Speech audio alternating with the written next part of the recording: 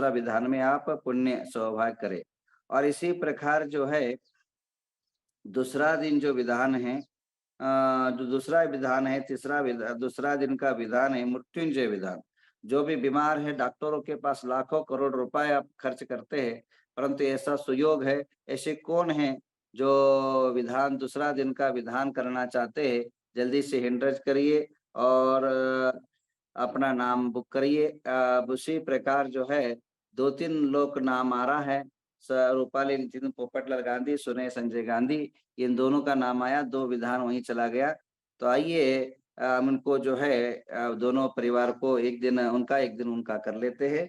आइए 3 विधान हो गए, बाकी सब जो है भक्तामर का विधान, ऋषि मंडल का विधान सुने को दे देते हैं, मृत्युंजय नितिन जी को दे देते हैं।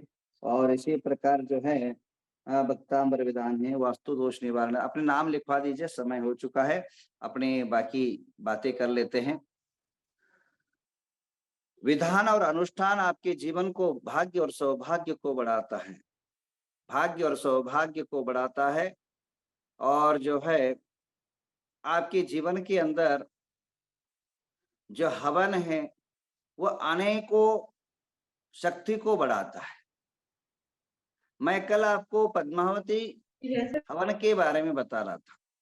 पद्मावती की वो शक्ति, वो सामर्थ्य है, आज कलयुग में सबसे इजी और सरल तरीके से अगर कोई देवी सिद्ध होती है तो वो पद्मावती है। और अनेकों समय में अनेकों जिन शासन के ऊपर आया हुआ संकट को मिटाने में बहुत बड़ी काम किया है।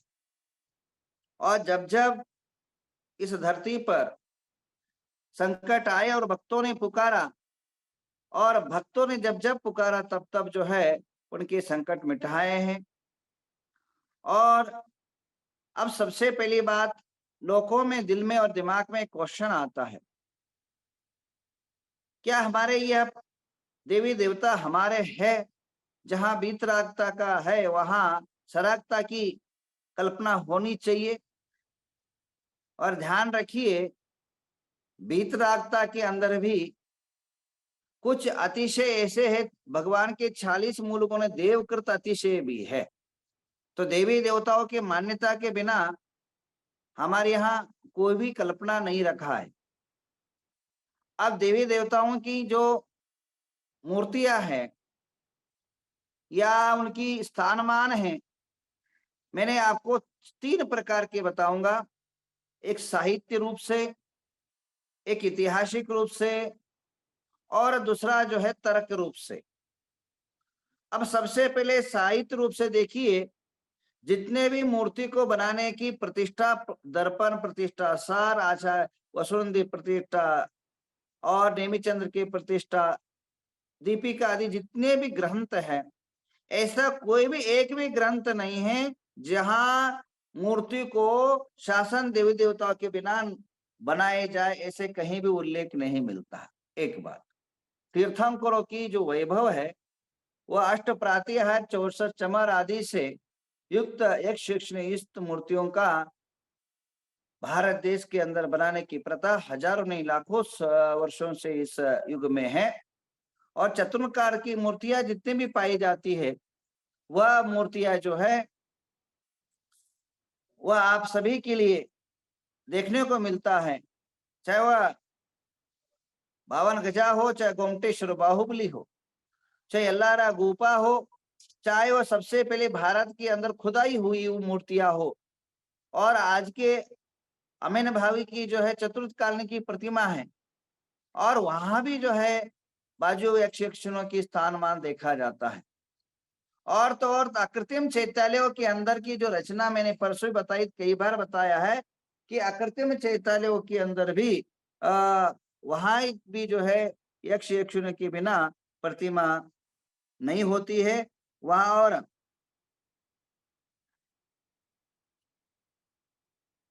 और जितने भी शिलालेख है, खजुराहो की मूर्तियां देख लो, और इसी प्रकार की जितने भी मूर्ति प्राचीन मूर्ति है, वे प्राचीन मूर्ति जो है वहां जो है निश्चित रूपे न वहां देखी गई है। अब कल्पद्रुम विधान जो आप करते हो, उस कल्पद्रुम विधान के अंदर भी कहा है 10 ताल प्रति लक्षण पूर्ण कहे, प्रत्यक्ष मानो देख रहे बोल रहे, ये बिंब 5 शतक धन उत्तंग कहे, पद्मासन विराज रहे, आकृतिम चेतालो की वर्णन बताते हुए 32 युगल चवन ढोर रहे, प्रत्येक ग्रह में सभी यक्ष कहे, जिन पास में श्री देवी सूत्र खड़ी है, सर्वान यक्ष यक्ष सही है, श्री देवी मूर्ति शासन मूर्ति भाग रहे रजित है। तो शासन देवी देवताओं की मूर्ति स्थानमान जो है, अनेक कल भी बताया था कि अकृत्रिम चैत्यालयों के अंदर देखा जाता है और प्राचीन प्रतिमा भी देखा जाता है। और सबसे प्राचीन प्रतिमा 52 गजा के अंदर भी आपको देखने को मिलता है कि वहां भी यक्ष यक्षिणियों का स्थान मान होता है। अब रही बात सम्यक दृष्टि, क्या शासन देवी देवता की अर्चना पूजना करना चाहिए? अरे करने से दिक्कत क्या है? तुम मिथ्या से युक्त, व्यसनों से युक्त अगर कोई हीरो हीरोइन आपके पास आ जाता है, शाल उड़ाते हो, उसके पैर पड़ते हो, नमस्कार करते हो, कोई नेता आपके पास पहुंच जाता है जो नीच कुल से उत्पन्न हुआ हो, अनेकों व्यसनों से युक्त हो, वो आता है तो आपके बढ़े सीने तान करके उसको हार सम्मान करते हो, वहां आपको मिथ्यात्व और सम्यक्त्व की विचार नहीं आता है। जिन्होंने पार्श्वनाथ भगवान के उपसर दूर किया हो, जो भगवान के समोषण के सतत निरंतर जो है आजू बाजू में खड़े होकर के जिनधर की शोभा बनाते हो, ऐसे यक्ष यक्षिणियों का अगर पूजा अर्चना किया तो दिक्कत क्या है? और अब की बात, आप भगवान जहां सिद्ध क्षेत्र समय शिखर जी है, आप माटी को नमन करते हो, उस भूमि को नमन करते हो, वह भगवान तो ऊपर से जो है कर्पूर बन करके उड़ गए, उनके देह भी, और इसी प्रकार वो ऊपर पहुंच गए। आज भी जो है उस भूमि को, उस मट्टी को हम नमन करते हैं, वो भूमि वंदनीय है। और जहां विराजमान तीर्थंकर रहते हैं, जहां तीर्थंकर की जो वेदी सकट जो है पूजनीय होती है, भूमि सकट पूजनीय होती है, और भूमि के जो देवता है वो एकेंद्रीय होता है, पृथ्वी काय होता है, उनका भी जो है आदर करना, सम्मान करना हमारा धर्म होता है। तीर्थंकर के पास होने के कारण उनकी वर्गनाएं जहां मिलती है वहां भी पूजनीय होती है। तो ये तो जो है एक सम्यक दृष्टियुक्त शासन देवी देवता है, इनकी अर्चना करने में दिक्कत नहीं होनी चाहिए। और एक महिलाओं की गोद भरते हो अगर देवताओं की, अब रही बात भगवान की समान जो है देवी देवताओं को समान मान करके उनकी अर्घ अर्चना करना गलत है, और परंतु उनको सम्मान देना, उनकी पूजा विद्धि अलग है और भगवान की पूजा पद्धति अलग है। यहाँ जो है समर्पण होता है, यहाँ जो है सम्मान होता है। तीर्थंकरों की पूजा में वहां हमारा समर्पण पाया जाता है, परंतु यक्ष यक्षिणियों में पूजा में सम्मान रूप में देखा जाता है। इसी प्रकार शासन देवी देवताओं का पूजाओं की जो बात है वह अनेकों जगह उल्लेख मिलता है और अनेकों पुस्तकों में उल्लेख मिलता है।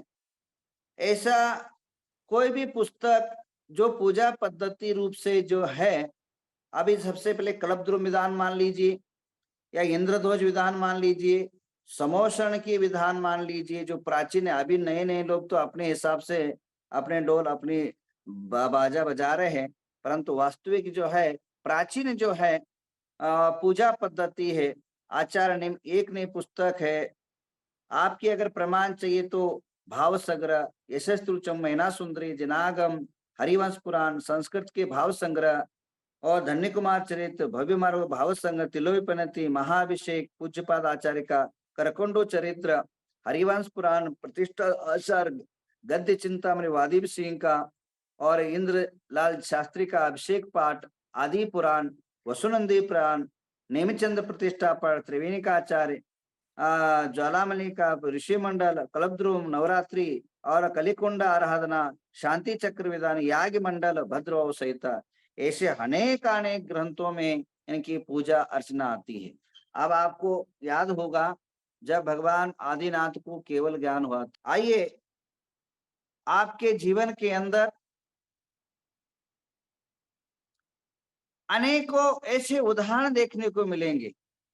आदिनाथ पुराण के अंदर भरत चक्रवर्ती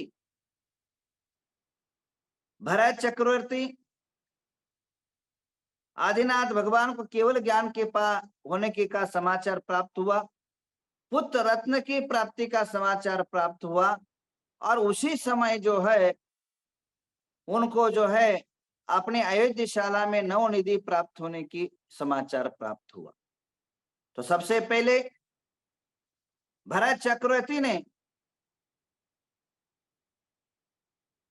आदिनाथ की पूजा अर्चना की, पुत्र रत्नोत्सव किया और 3 दिन उपवास करके जो है चक्र रत्न की आराधना और अनुष्ठान किया, जो आज भी अयोध्या पूजा करके नाम से जाना जाता है। और आज भी जो है कर्नाटक के अंदर अयोध्या पूजा का, दशहरा का बहुत महत्व होता है। और जहाँ अयोध्या पूजा का अर्थ होता है, वहाँ के जो एक एक अयोध्या में हजार हजार जो है देवी देवता का वास होता है, वहाँ की अर्चना मिलता है। जब भरत चक्रवर्ती छायिक सम्यक दृष्टि थे, मोक्षगामी थे, उन्होंने भी जो है सम्मान और आदर जो है देवी देवताओं को किया। इसी प्रकार आपको परसों एक वीडियो दिखाया था आचार्य शांति सागर जी महाराज का। उन्होंने जो है सबसे पहला उन्होंने जीवन के अंदर कोई तीर्थ की स्थापना नहीं किया, एक मंदिर की स्थापना जरूर अपने हाथों से उन्होंने करवाया, अपने लोगों को ये करके प्रेरणा दे करके एक क्षेत्र बनाया उन्होंने। आपको पता है नहीं पता है, पर आपके इतिहास देख लीजिए, उन्होंने शेड़वाड़ आश्रम बनाया। छेड़वाड़ का शांति सागर आश्रम नाम से आज भी विख्यात है, और वहां जो है उनके द्वारा ही प्रतिष्ठित हुआ है और उनके द्वारा प्रेरणा से निर्माण हुआ है। वहां 24 तीर्थंकर की प्रतिमाएं हैं, कम से कम 4-4 फुट की प्रतिमा है, पद्मासन, और उसके हर और जहाँ आजू और बाजू के अंदर जो है देवी देवताओं के उन्होंने स्थापना करवाया है। इसी प्रकार आचार्य शांति सागर की महाराज की जब फलटन के अंदर अमृत महोत्सव हुआ, यानी हीरक जयंती महोत्सव हुआ, जो भारत के देश के अंदर सबसे बड़ा महोत्सव उस समय पर हुआ। देखिए उस अवसर पर भी उन्होंने एक फलटन के अंदर महाअभिषेक करवाया था और महापंचामृत का अभिषेक करवाया था। उस टाइम पर जो है भगवान पार्श्वनाथ की प्रतिमा और आजू बाजू में एक शैक्षणिक को रख करके महाअभिषेक हुआ था, उसका वीडियो भी आपको मैंने दिखाया था। इसी प्रकार अनेकों समय पर अनेकों आचार्यों ने उसका शासन देवी देवता का उल्लेख है।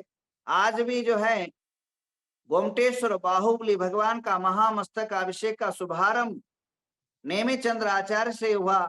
उस टाइम आचार्य नेमित चंद्र आचार्य की जो कुल देवी का है और शासन देवी का है, विजय देवी का है, वो कुसुमांडी देवी वहां स्थापित उन्होंने ही किया है। और आज भी महामस्तक अभिषेक का आरंभ के पूर्व जो है उनका आह्वान, उनका आज्ञा और उन्हीं के प्रेरणा से जो है कार्य होता है। परसों आपको देखा गया था भट्टारक की पीठ की स्थापना हुई, तो सबसे पहले भट्टारक लोग गोमटेश्वर बाहुबली के अभिषेक के बाद 24 तीर्थंकरों की अर्चना के बाद देवी की विशेष अलंकार किया जाता है। और पूर्व में जो भट्टारक चारुकीर्ति महाराज रहे, उन्होंने जो गद्दी पर बैठाने के पूर्व जो है देवताओं के आह्वान करके और इन किसको बैठाना है इसका नियुक्ति जो है उन्हीं के द्वारा उन्होंने किया है।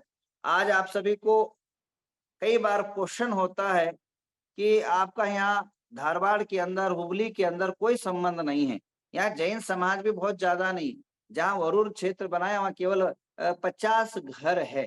50 घर होने के बाद भी यहाँ क्यों जो है इतनी बड़ी संस्था का स्थापना हुआ?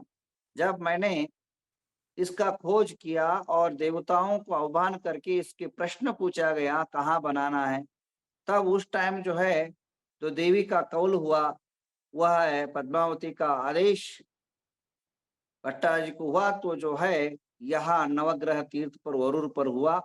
अब उस टाइम पर मेरे पास मात्र 10 गुंठा जमीन, 10 गुंठा यानी 10,000 स्क्वायर फुट का जमीन मात्र मिला, और उसने पास संस्था के पास कोई इतनी परिस्थिति भी नहीं थी कि वो 1 एकड़ 2 एकड़ भी खरीदे।